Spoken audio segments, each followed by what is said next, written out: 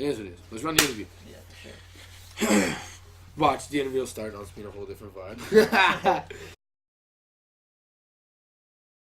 Yo, the name is Kos. Used to be Chaos, but due to copywriting issues, it switched up to Kos because I've always been down for the cause. Always down for the cause of music, for the cause of helping out my friends and family, and just being with it. Whatever everyone's trying to do, if anyone's trying to shop this and move that, I'm always trying to help out. You know what I mean? So I've always been down for the cause. So that's how the name came around. Ah, man, I was back in the day, where I'm from, a lot of people were in struggles, were oppressed. There ain't a lot of opportunity and stuff, you know what I mean? I wasn't accepted by a lot of people that were doing good or their families were doing good. And I was kind of that outcast kid, and my homies kind of took me in and they kind of helped me out and backed me up, you know what I mean? So I was a smaller cat, you know what I mean? I always had problems with motherfuckers, or people were like, oh, you're from here, and da-da-da, they try and run up and shit. But my homies always had my back. Shout out to MOE and shout out to Colin G Stomp too, you know what I mean? They had my back. And, that's when I started coming to me being in situations where, you know what I mean? Like, I was blessed to have a mother and a father, you know what I mean? But when it came down to the situations around you, ain't no one always there to protect you except yourself, you know what I mean? So when I was out there and I wasn't a homebody and I was really in the mix of the trouble and I was really out there getting it with my homies, like, I was that fucking little wild kid, dude. Because I'm a small dude, man. People don't expect me to pop off, but all of a sudden someone says some shit and the little dude punched him in the fucking mouth, you know what I mean? They call me Chaos because I started up shit. I kicked in motherfucking doors, you know what I mean? They call me Chaos because I start shit. I'm from Sucker Creek First Nation, West Side 322 and Posted. That's about 5 hours north of Edmonton. You know what I mean? In the middle of nowhere. There's only enough work for a third of the population around that area. You know what I mean? There isn't much options. People are backed in the corners, so that's where I'm from. From them back roads, straight up. Man, growing up back home, shit, man.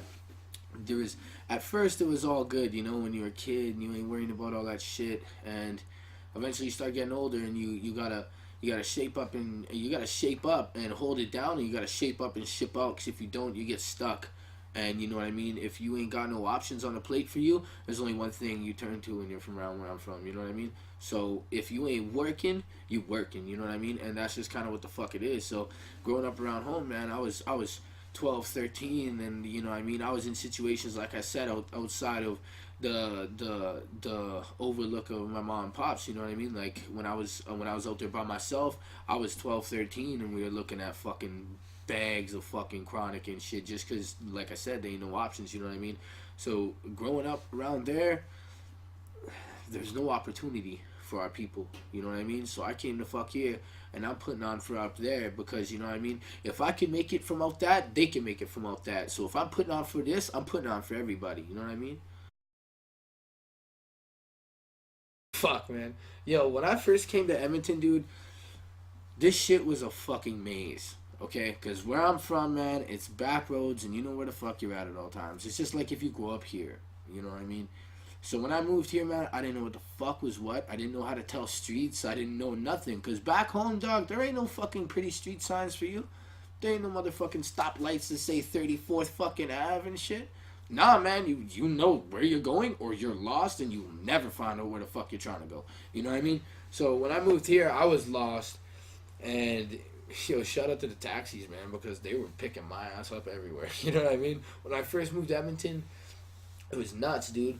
I came up here, man, and I moved here specifically to try and network and branch out in hip hop. Find a team, or not even find a team. I just wanted to work. I ran into the homies just like coincidentally, you know what I mean? Like I said, by the grace of God, shit happens for a reason, you know what I mean? So when I first moved to Edmonton, man, that was crazy for me. I was trying to hit every hip hop scene. I was doing this and doing that. And the first place that I went to, and they bring the whole block together, was Cypher fucking Wild, man. Shout out Cypher Wild, you know what I mean? Those guys hold down. Shout out Matthew Creation. Shout out, Golden Child. Shout out to all them homies. Shout out to the breakdancers. Shout out to the graffiti artists. You know what I mean? It brings the community together. And you know what's nice about that Cypher Wild, man? It doesn't matter. You see guys in suits walking by, going to business meetings and shit. And if they listen to hip hop, dog, they stop at the street, man. They stop at the city center, and these guys are DJing and just shredding it, man. Shout out to the DJ Creation, man. You know what I mean? And like, dude, he was shredding that dog, and I remember I was a little kid, and I came off the subway, and I heard loud thumping, and I'm like, oh shit, I'm getting close to the spot, you know what I mean? And I go up them stairs, and I'm all tired, because it's like 50 fucking stairs, dog, like, ain't 50 motherfucking stairs on the res, dog, we're running on flat roads and shit. So then, I go up all these stairs, and I open the door, and it's like plus 30 outside, and I'm like, fuck all this shit, you know what I mean? I went and grabbed a drink, and I came around the corner, and then there it was, you know what I mean? They're all set up, they're shredding their shit, there's dudes with suitcases and shit just standing there vibing, there's Jamaicans, there's natives, there's white cats, there's Asians, and everyone's there, right? And they're holding it the fuck down, and I come up, and I remember that the first day I went there, I'll never forget that. I went there, and I felt like a nobody here, because I was nobody. Shit, I'm still probably a nobody to a lot of people, but I don't give a fuck, you know what I mean? So when I went up there, I just wanted to shred a mic. That's it. I was like, and I moved to the city, and I'm like, first thing I'm doing is shredding a mic. You know what I mean? Got to. I don't care. So I went to that, and I shredded a freestyle, and you know what I mean? It was instant acceptance. Yo, shout out to DJ Dice. One big shout out to that guy, too. Like, I went in there, and I shredded that shit, my first freestyle in Edmonton, and I fucking murdered that shit. And you know what I mean? Like, like, Creation, DJ Dice, they were like, yo, who the fuck are you, man? And like, they wanted to know who I was, and I'm like, yo, who are you? You know what I mean? Like, they've done their work, they put in their work, you know what I mean? Last time I checked, Creation was still on tour, like, they're holding it the fuck down, you know what I mean? But like, I'm like, dog, they're giving me credit. I didn't expect that kind of acceptance, you know what I mean? So it felt really good. So when I first came to Edmonton, man, like, a lot of people come here and they're like, oh, it's Edmonton, and people brush off the Edmonton hip hop scene, but dog, the Edmonton hip hop culture itself, it's a lot different. You know what I mean? For a small city, it's hip hop culture. The hip hop heads that are really into the hip hop here is dope, man. Shout out to all the old heads holding it down, because they paved the way for the young cats like me that come from nothing trying to become something. You know what I mean? So my first time being in Edmonton, what was it like? It was fucking dope. Out of the Edmonton hip hop scene, I gotta say, when I first moved up here, it was Jay fucking Northside. He was dog. That was it.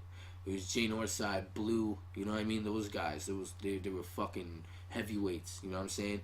Then you got like Doom Squad and Brothers Grimm and those guys. DZ the fucking Dawn, bro. Like those fucking guys. Those are the motherfucking kind of guys that are. All those guys I just mentioned, all those dudes are the same dudes that are trying so hard to break down the door for Canadian and Edmonton hip hop as a whole. And a lot of people don't get the credit they deserve. You know what I'm saying? So like, shout out to all those cats. You know what I mean? Because people ain't gonna look at it. But 10 years from now, when someone comes popping out of Edmonton, don't think for a minute that those guys didn't make those doors possible to open. You know what I mean? Yo, it's a good one, man. Yo, the homie that personally introduced me to rap, his name's Skyler motherfucking Careful. Shout out to my OG, my brother, man. Yo, I was a little kid, man. I was listening to that some metal shit at the time, and all of a sudden he's like, yo, dog, what you listening to? And I pop open my Discman, you know what I'm saying? And I pop that shit open, and he throws my metal CD. He throws it out the bus window, and I'm like, dog, what the fuck, man? And he's like, play this shit. And he throws in Slim Shady LP, and I was like, what the fuck? And then you hear that two trailer park girls. Yo, that was dope. When I heard that shit, my world changed. The room spun the fuck around, and I was no longer that little kid anymore. I was starting to think of things in bigger pictures. And when he first showed me that record, that literally instantly changed the entire path I chose in life. You know what I'm saying? So shout out to Skylar Careful, my motherfucking dog, homie. What influenced the way I dress? You know what I mean? I'm not one of those dudes that is into fucking trends, dude. I don't care what someone's wearing. You know what I mean? I'm not gonna be one of those dudes caught walking around with a fucking satchel because that's what's popping right now. For influencing the way I dress, man, I just wore what the fuck I had at the time. You know what I mean? And I always do.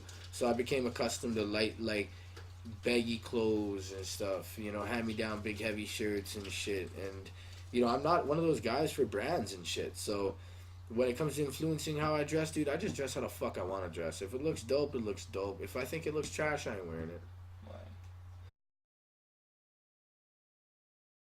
Oh man, yo, let's keep it real, man. I fucking listen to a lot of Big L, Biggie motherfucking Smalls. You know what I mean? I listened to a lot of that Genius shit coming up because that was just hopping. There was no one touching that empire at that time. I listened to a lot of Busta Rhymes shit. You know what I mean? Easy fucking E, The Game. You know what I mean? A bit of Nas here and there, but I was at that point in time I was more into the Big L shit, even though it was years after their reign and shit. You know what I mean? Nas is still reigning. You know what I mean? Still relevant, but the Big L phase, like I was born in '96, but I was still listening to Big L and shit in 2003 and all that shit. You know what I mean?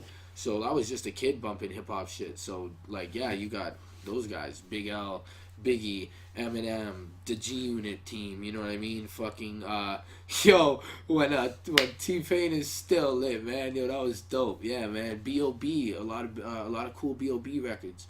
You know what I mean? Those kind of guys. You know what I mean? Even a couple J Northside records when I was a little kid. You know what I mean? So that's really fucking cool. Alberta based cats. You know what I mean? So yeah. I started rapping. We had this thing in school when I still went to school and shit. You know what I mean? Because I was still young. I was still trying to stick in that. When I was in school, they had this poetry unit, and me and my homie G Stomp, we was I remember the teacher like, it's a poetry unit. So me and him instantly kind of that was the one class we were in that year together, and we started poetry unit, and we didn't say anything like it was a competition, but when we looked over at each other, we knew who's gonna write something cooler. And at that time, I was already writing poetry and kind of mixing and mastering my own off of cheap little program stuff, but it still counts from you because it's experience. You know what I mean? And I was writing this poetry stuff, and I started getting this poetry stuff. I'm like, this is super dope, right? And as I was writing it turned into me explaining how I felt, and but then I was putting my poetry that I was learning from school into that. You know what I mean? Because at first it was like a journal, and then it turned to that poetry unit. So now all my poetry started becoming my journal. So I'm speaking real in my poetry. And then about a year or two after I started writing when I was like 11.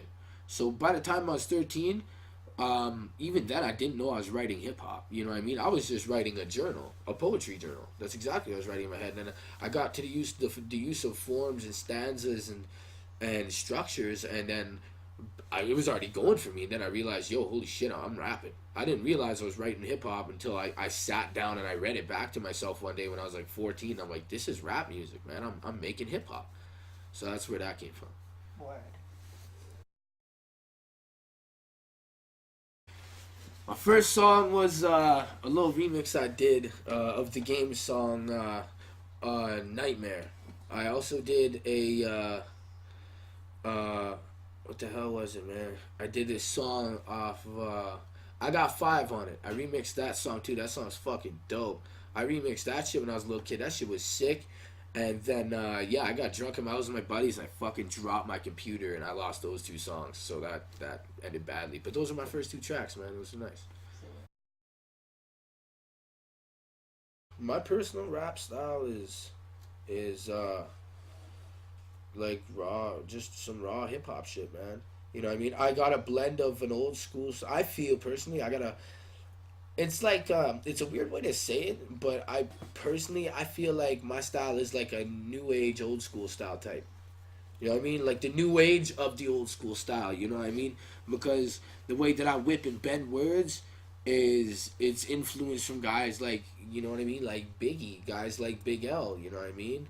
Cats like Busta Rhymes. You know what I mean? Like fucking a lot of those dudes. Eminem, like he's a wordsmith. You know what I mean? So I study. I don't just listen to artists and vibe to their fucking music. When I first hear an artist, I want to know about this person because something in their song was dope, right? Like when I first heard a Russ record or a Funk Volume record with Hobson, Swizz Beats, you know what I mean, Dizzy Wright, Jared Benton. That was a fucking globetrotter group. That Funk Volume shit was on the verge of taking over, and they fell in because motherfuckers want to sell out sometimes. Or whatever they may have bumped heads about. I don't know. I only read what the fuck's put up on the internet, and someone on the other side controls what the fuck's getting put up. You know what I mean? So it ain't my fault if I only know this and that if it's incorrect. You know what I mean? But yeah, man, at the end of the day, like my style, I really feel like it's a new era, old school type flow. You know what I mean? Because I really just get down and I punch out the basics, and I leave the picture there for y'all to put together in your head. I could rap about a scene,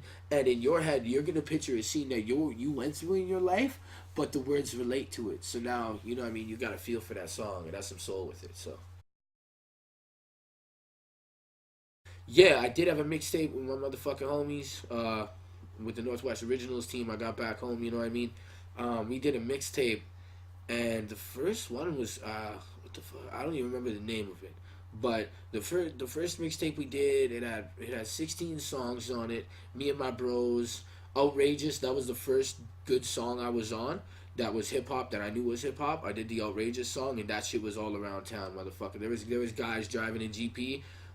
My sister's husband pulled up to a light one time. This is way back in the day, right before we were even a thing or people knew we were a thing. You know what I mean? And he pulled up to a red light, and there's a cat listening to this song called "Outrageous," and it's dope, man. So yeah, we shredded all that shit, and we did that mixtape, and we ended up doing another mixtape. We recorded a double mixtape back to back, 24 tracks on it, and the day of releasals, we were working on it, and it was vendoring all the songs, and my fucking computer crashed, and we lost all of those songs. So like just bad luck, you know what I mean? But at the same time, like the experience of recording those and just going in with that energy. And we weren't even trying to compete. We weren't even trying to shop our music. We're doing it because we love doing it. That's what we did as friends, man. We all grabbed a fuck ton of chronic, you know what I mean? Maybe a little bottle here and there. And we just sat at MOE's house. Shout out to Bonnie, But we were sitting at MOE's house, and we would all be writing music and doing stuff. We were just kids. But eventually we all started realizing this is dope. Like we started thinking of on a bigger scale, like, man, we should go to the city one day and do this and do that. And you know what I mean? Like eventually it turned into me actually coming up here. So that first mixtape actually kind of changed my mind about I should stay and hold shit down. I was like, nah, man, I should take this to another level and bring everybody with me. So yeah, man, shout out to the homies that were on that tape. Shout out JB, you know what I mean? Shout out to the homie Squirts, man. Shit, it's crazy.